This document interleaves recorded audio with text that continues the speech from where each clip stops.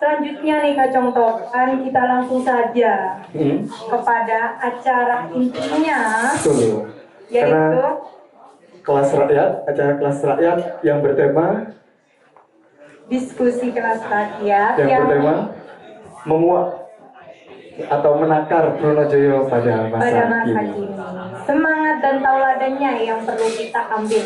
Dan setelah ini akan saya serahkan kepada Mas Mirta. Betul. Untuk sebagai moderator khususnya untuk melanjutkan acara inti. Betul. Dipersilakan untuk Mas Mirta. Waktu dan tempat kami persilakan.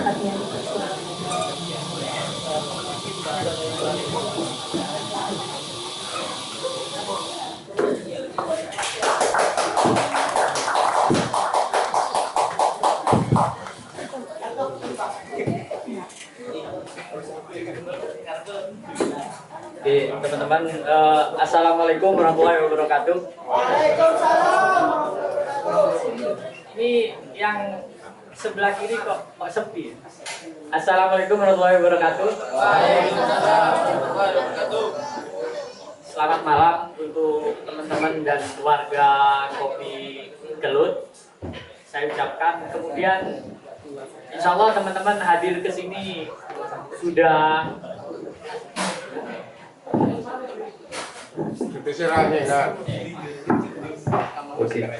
Oke, insya Allah teman-teman kesini sudah membawa bekal tentang Pangeran Trunojoyo.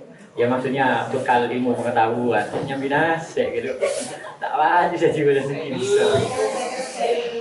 Nah, sebagai pengantar, jadi alangkah baiknya tentang Pangeran Trunojoyo. Saya mau memulai diskusi Pangeran Trunojoyo ini dengan doa bersama. Kita doa bersama dulu untuk mengirim Fatihah kepada Trunojoyo atau Nila Prawata sampai ke leluhurnya, sampai ke Pragolbo. Nah, nanti teman-teman pas saya kirim Fatihah itu juga bisa jadi pengetahuan, karena kita juga perlu tahu siapa bapaknya Trunojoyo, siapa mbahnya Trunojoyo, siapa buyutnya Trunojoyo, dan seterusnya. Jadi mohon izin saya mengawali untuk kirim Fatihah kepada Pangeran Trunojoyo. Ila hadratil Mustafa.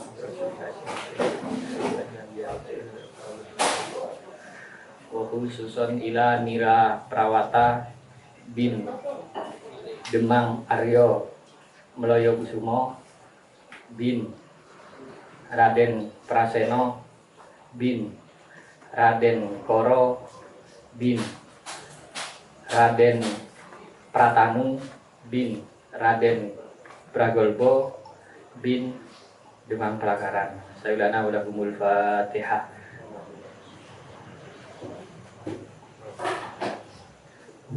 Oke, terima kasih banyak teman-teman. Saya sambil berdiri nggak apa-apa ya. Salah satu informasi yang saya peroleh tentang Pangeran Trunojoyo.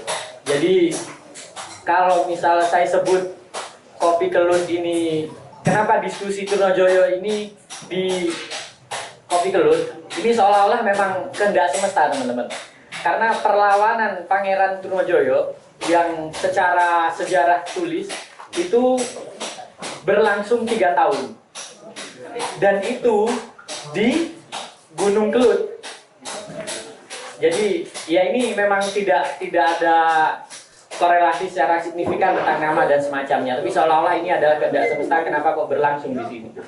Nah, kemudian siapa sih masyarakat Madura yang tidak tahu Pangeran Trunojoyo? Ya minimal tahu lah. Kalau di Madura itu ada kampus Universitas Trunojoyo Madura. Nah, kira-kira di sini ada mahasiswa Trunojoyo Madura enggak? Ada ya?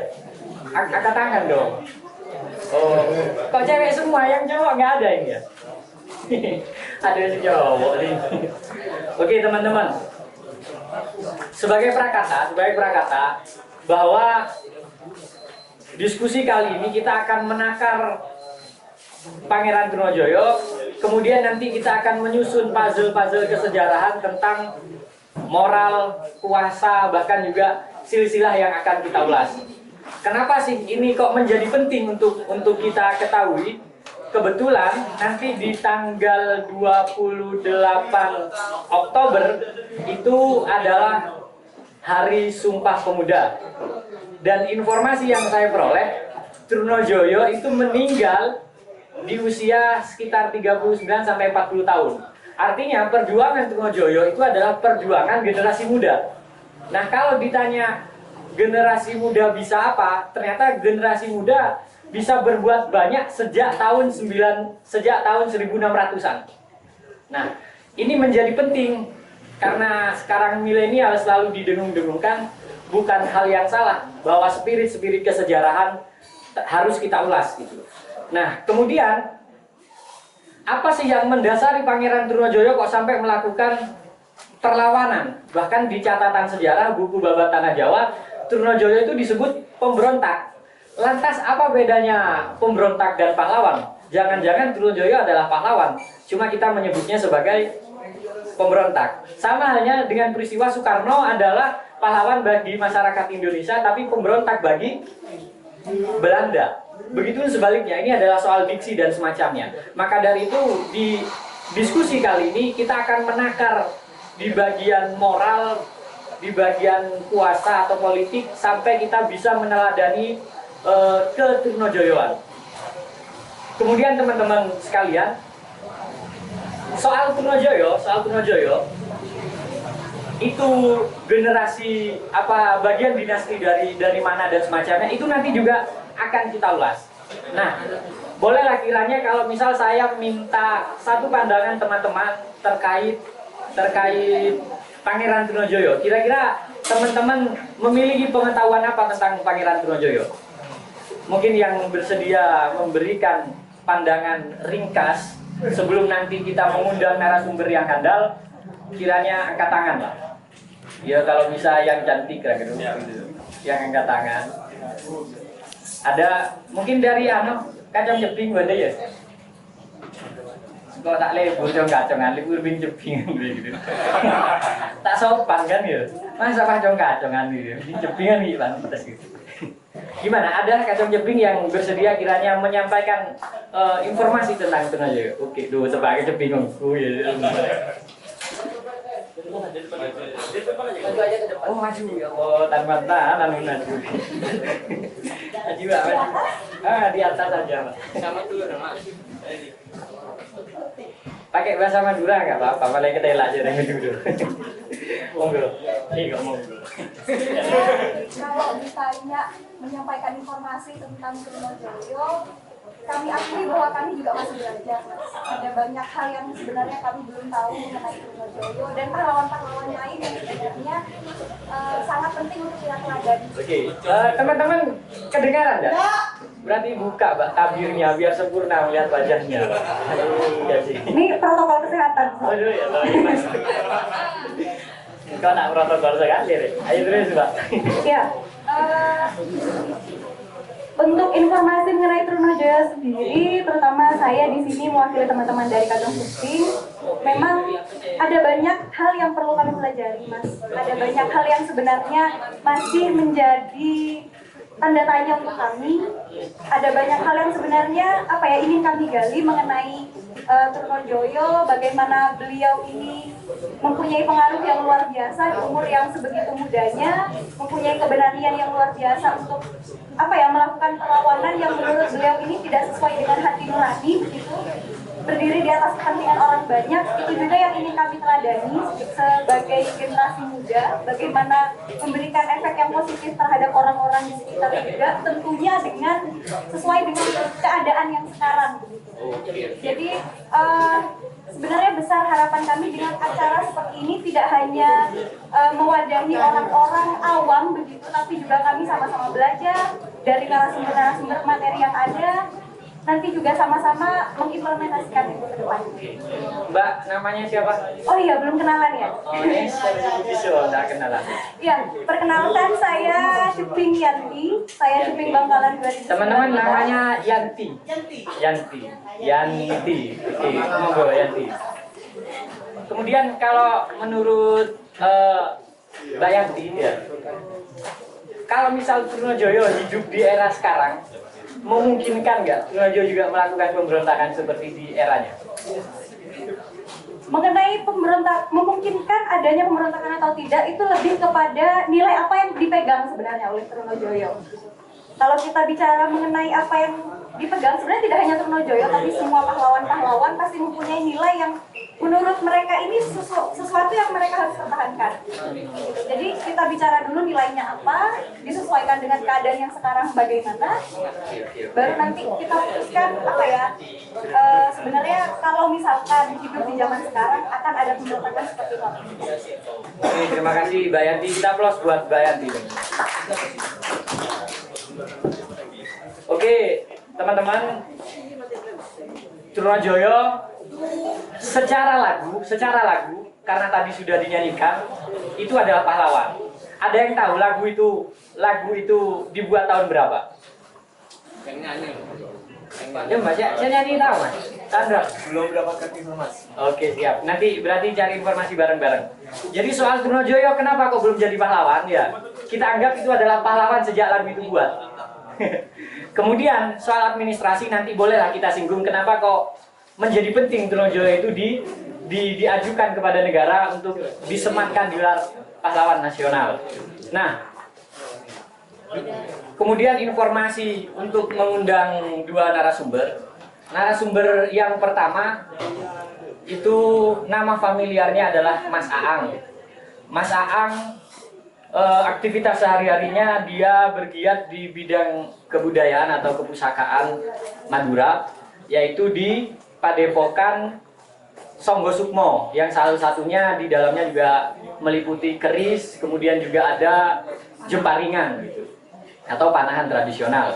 Kemudian di narasumber yang kedua, ini milenial banget narasumber yang kedua, beliau adalah sarjana Usuluddin, tapi gelarnya SAG ya. Gara-gara anu katanya. Nah, beliau walaupun sarjana Usuluddin, salah satu risetnya itu membahas tentang moral dan puasa Trunojoyo. Jadi ini kenapa kita perlu menakar keteladanan Trunojoyo? Mas Aang akan berbicara proses silsilah dan tatanan kehidupan di keluarganya. Kemudian nanti Mas Romli di narasumber yang kedua akan mengulas soal puasa dan moralnya. Untuk mempersingkat waktu, kami persilahkan kepada dua pemateri. Monggo. Tepuk tangan buat dua pemateri.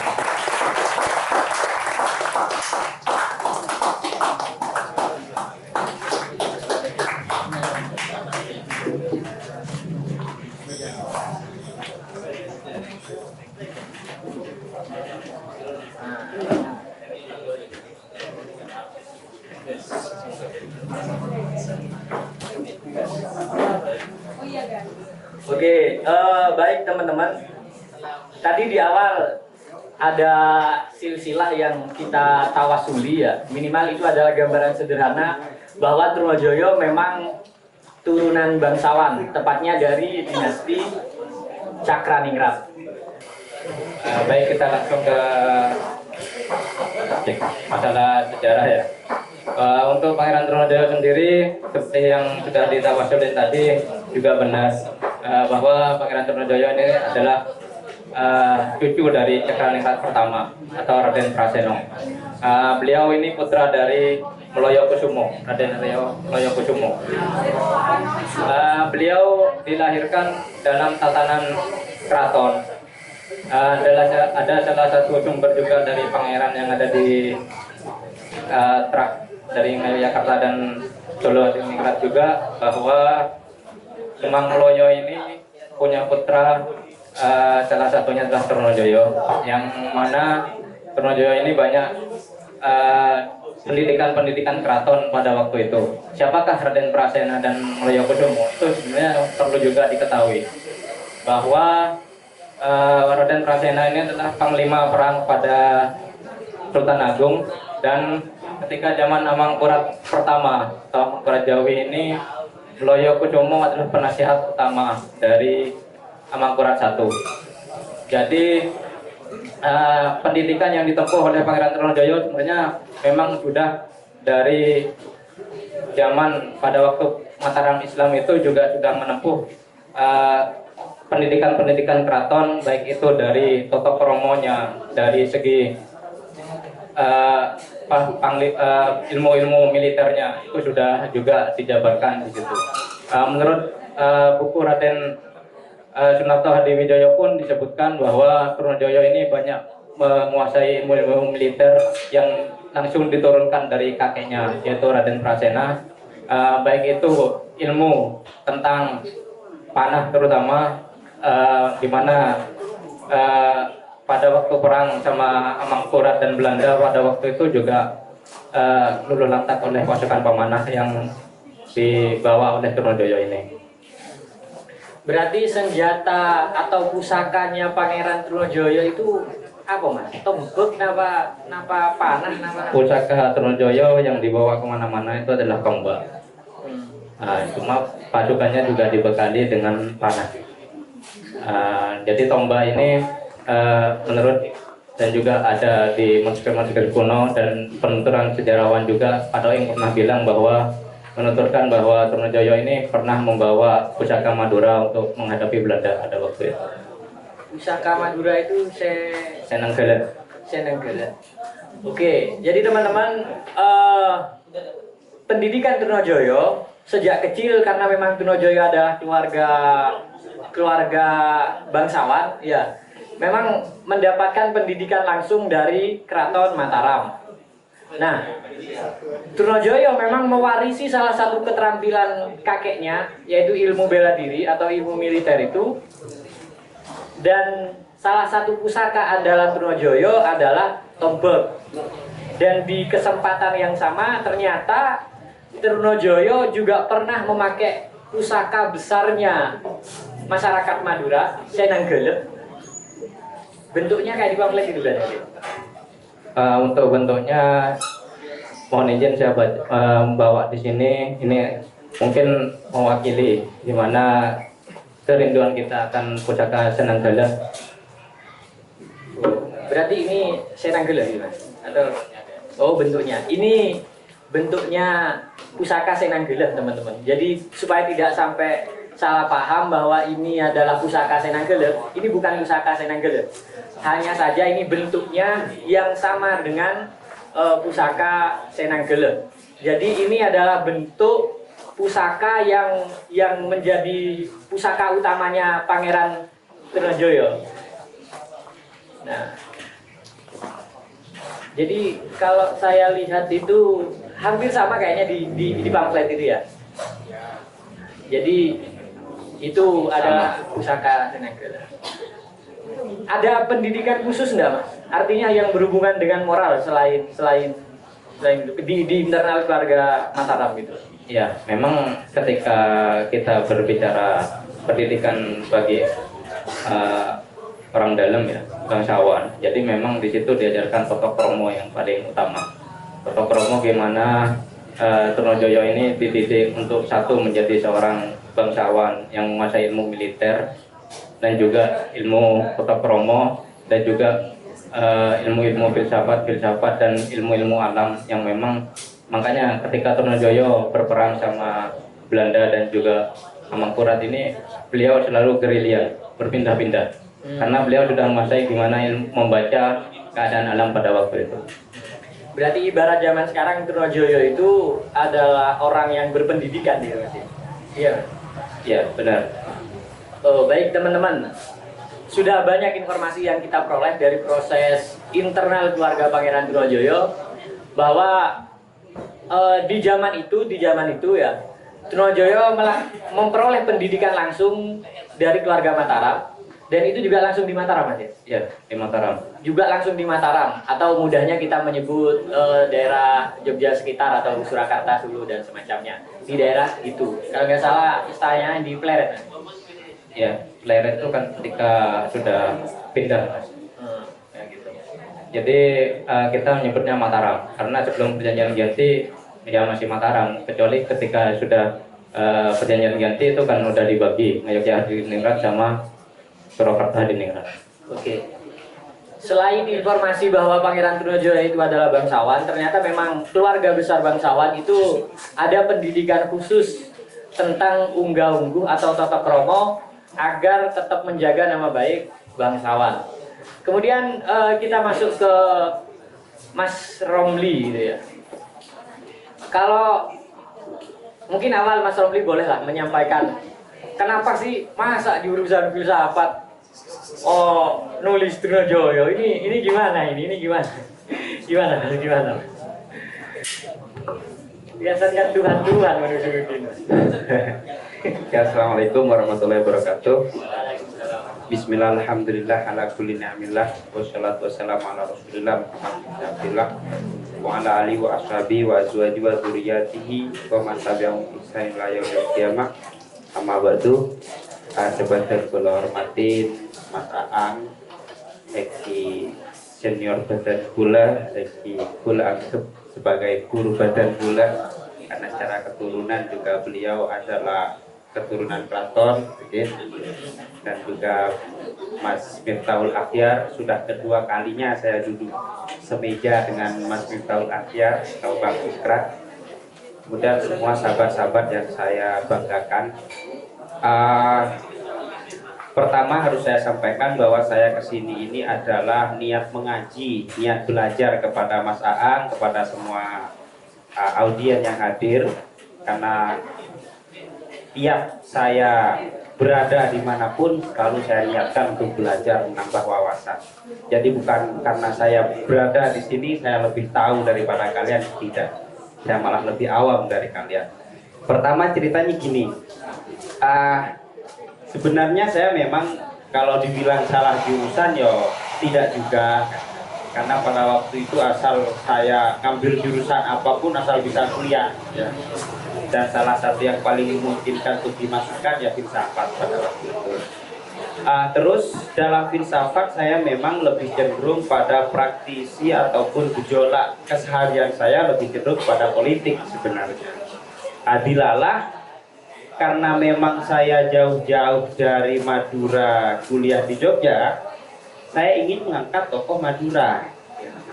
Kemudian saya mencari data dan sumber-sumber sebenarnya tokoh Madura yang sekiranya mempunyai daya tawar dan layak kita jadikan penelitian, sumber penelitian.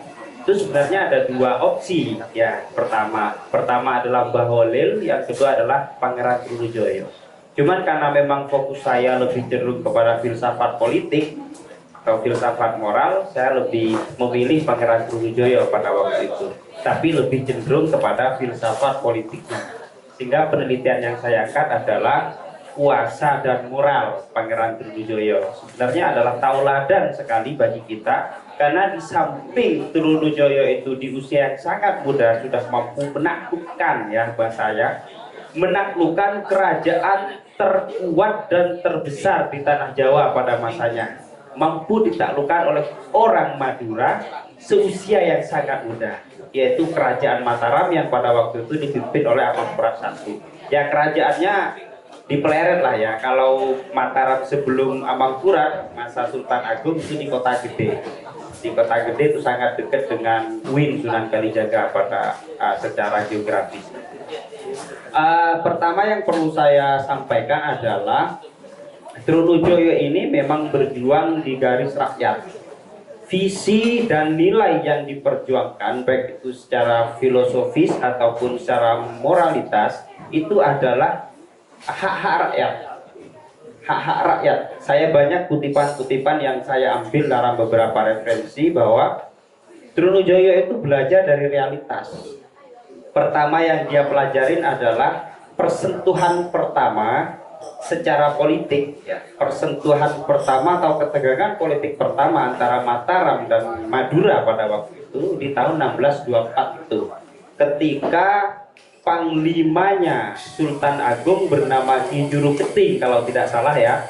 Saya agak susah ngapalin nama, bahkan nama pacar saya pun kadang saya lupa namanya. Singa kalah orang.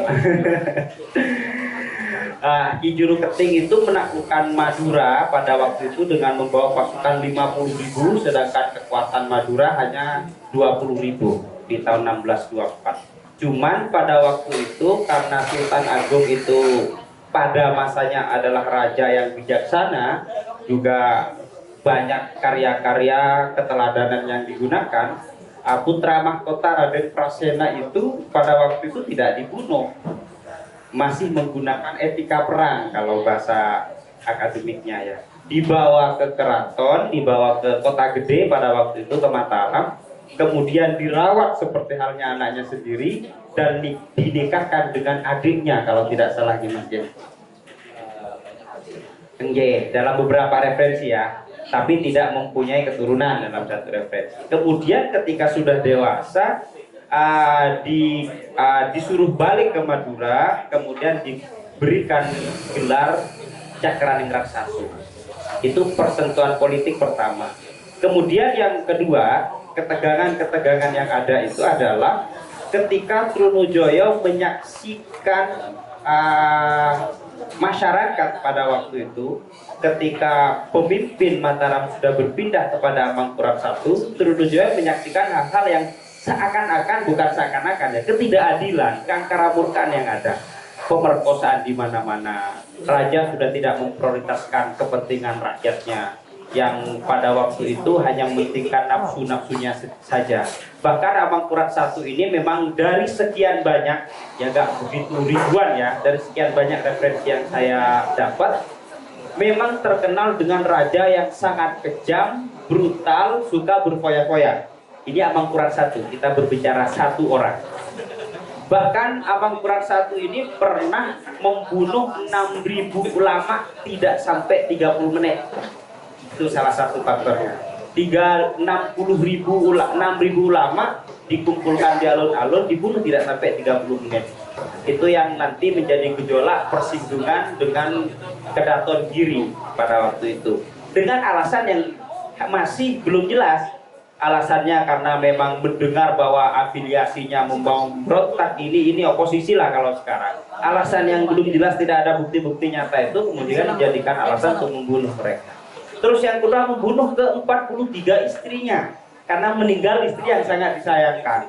Jadi 43 istrinya itu ditaruh di dalam kamarnya, dalam istana, tanpa dikasih makan, tanpa dikasih minum, kemudian meninggal semua. Pada waktu itu sangat kejam sekali. Dari beberapa referensi, khususnya referensi yang diterbitkan oleh keraton sendiri, Keraton Mataram pada waktu itu.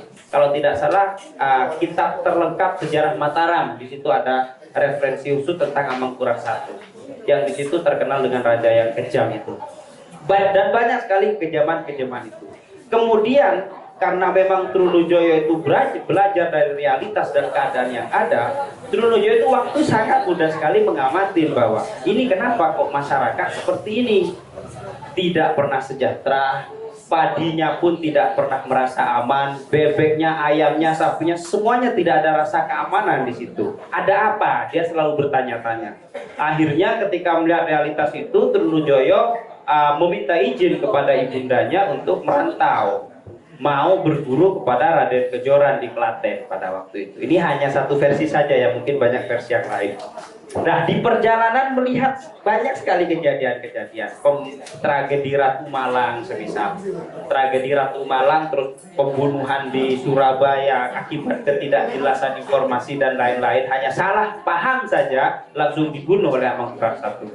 Akhirnya dari perjalanan menuju Raden Kejoran Klaten itu dia belajar banyak hal. Kemudian dia berniat untuk melawan.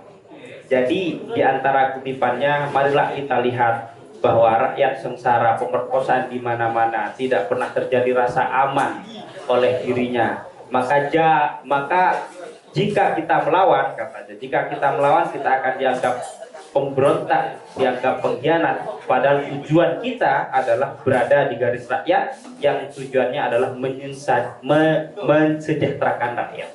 Selanjutnya di situ ada kutipan-kutipannya. Kemudian ada kontrak politik dengan putra mahkota Amangkurat I pada waktu itu, Adipati Anom, yang kelak akan menjadi Amangkurat II. Cuman berbeda tujuan ya, berbeda tujuan. Amangkurat satu, anaknya Amangkurat satu Adipati Anom itu ingin melengsarkan ayahandanya yang waktu itu menjabat sebagai Amangkurat satu, tujuannya untuk menggantikan. Sedangkan Trunojoyo ingin melengsarkan Amangkurat satu, tujuannya untuk rakyat. Di situ ada kontrak politik, biaya revolusi dibiayain oleh Adipati Anom, tapi kemudian di belakang timbul perselisihan. Salah satunya di situ. Berarti orientasi perlawanan Trunojoyo itu apa, Mas? Orientasinya adalah kesejahteraan rakyat. Setiap gerakan, strategi dan taktik politik itu adalah untuk rakyat. Makanya dalam satu kali perjalanan Trunojoyo pernah melarang masyarakat itu untuk membayar upeti kepada Mataram.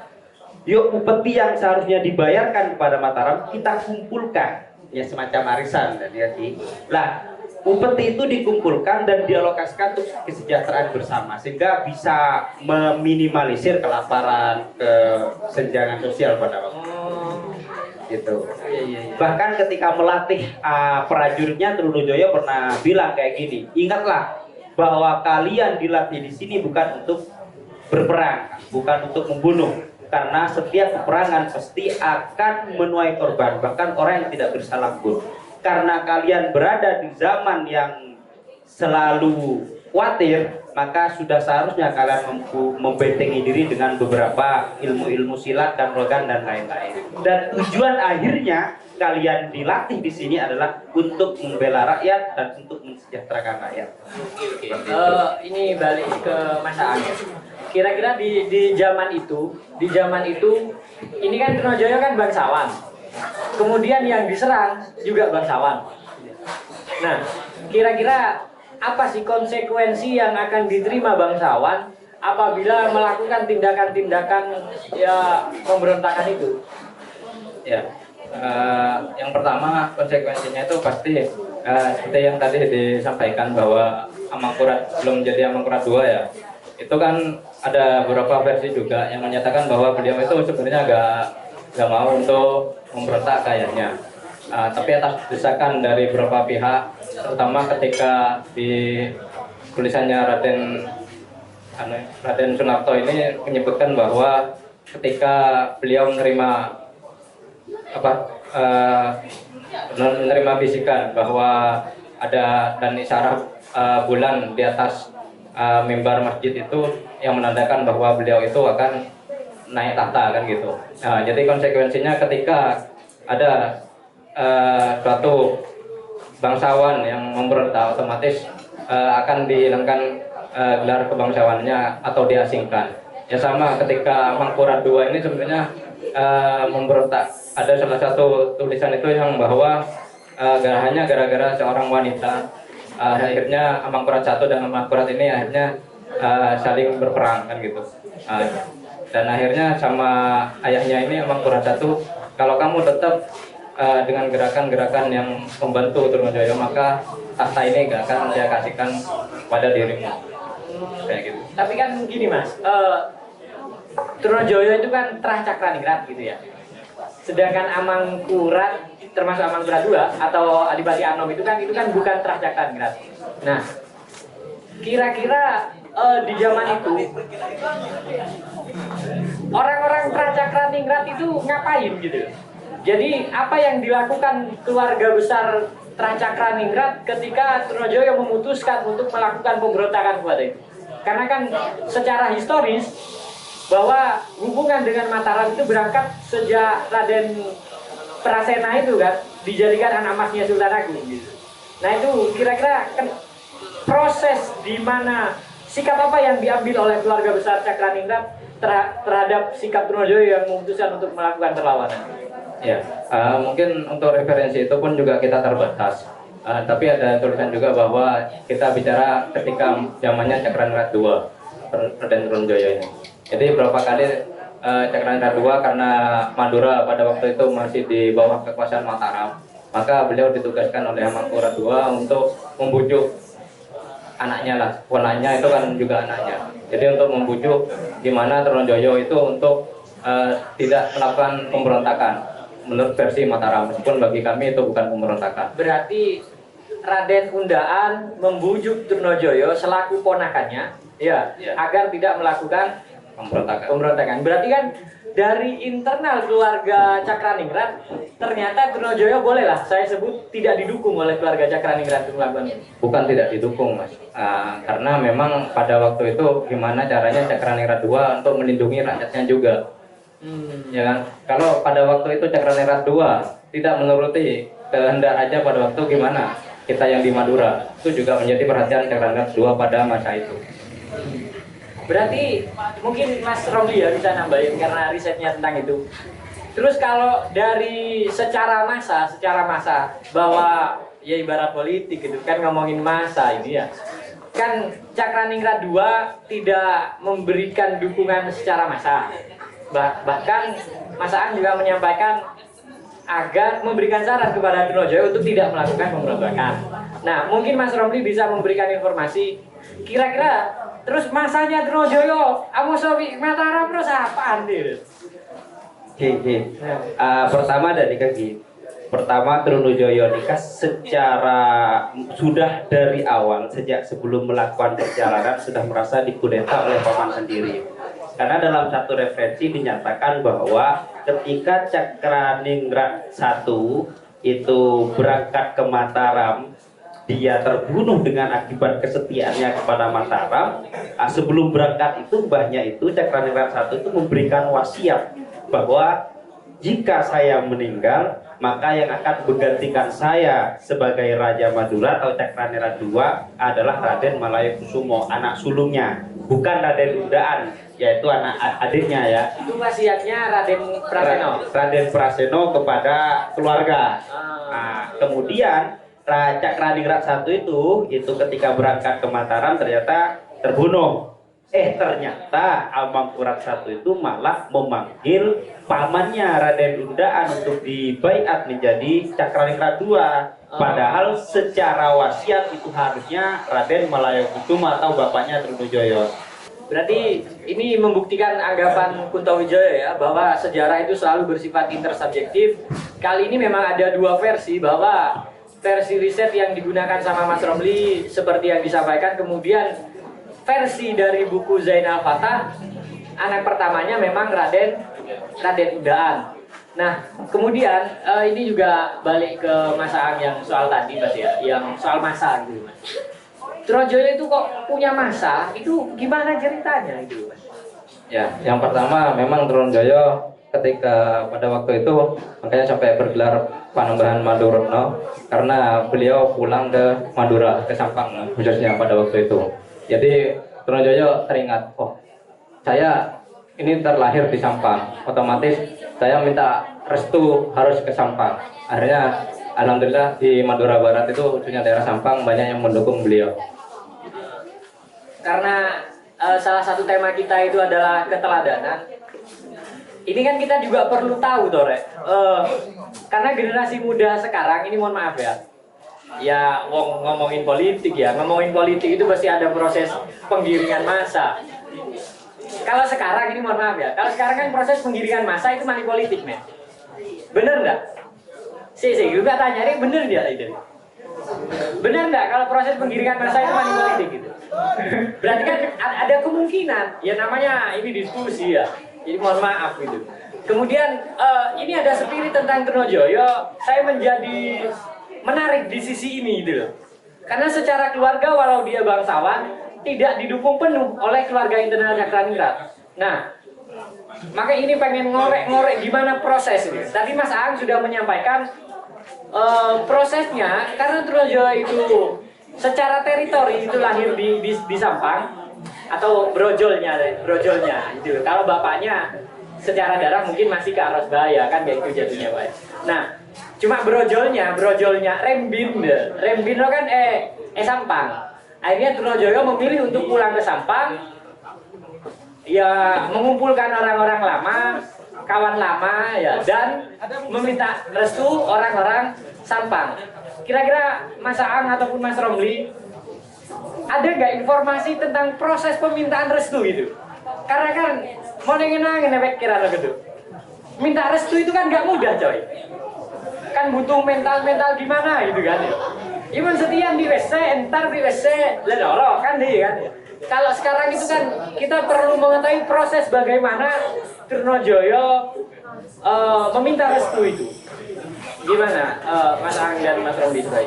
Gini, yang referensi yang saya baca ya, beberapa referensi yang saya dapat itu juga sebenarnya Raden dan ini bukan tidak merestui apa namanya, silahkan kamu berperang dengan amal surat itu untuk apa namanya, untuk kesejahteraan rakyat kan gitu. Saya tetap mendukung karena saya juga orang tuamu kan gitu.